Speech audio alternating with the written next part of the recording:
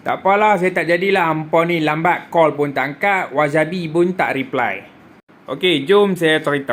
Ada seorang ni nak tanya pasal akaun ansuran. Lepas tu dia call. Dia call pun hari Ahad. Lepas tu call pun call WhatsApp.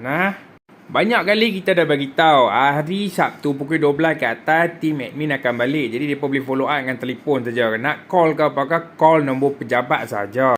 Nombor pejabat hangpa boleh call pada waktu hari bekerja, tak ada masalah. So lepas tu dia masuk, dia tanya pasal akaun ansuran lah. Kita pun reply bla bla bla apa semua. Ada benda kita terpaksa cover sebab ada benda tak boleh cerita kat sini, sehari akaun akan kena getol. Lepas tu kita cerita main. Tengok jam kawan ni mesej 2.20, dalam 2.23 kita dah settle dah semua.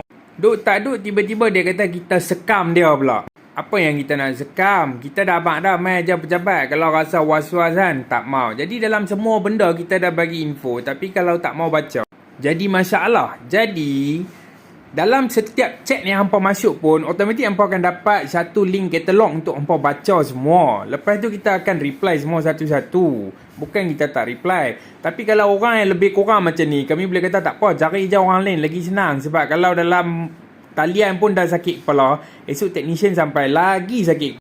2.20 dia mesej, 2.23 dah complete dah dia punya, orang kata apa, dia punya pertanyaan. Tang mana yang kita tak reply dia punya persoalan. Okay, so minta maaf lah kalau daripada awal macam ni, hampa tolong je cari orang lain. Okay, tu saja, thank you, bye bye.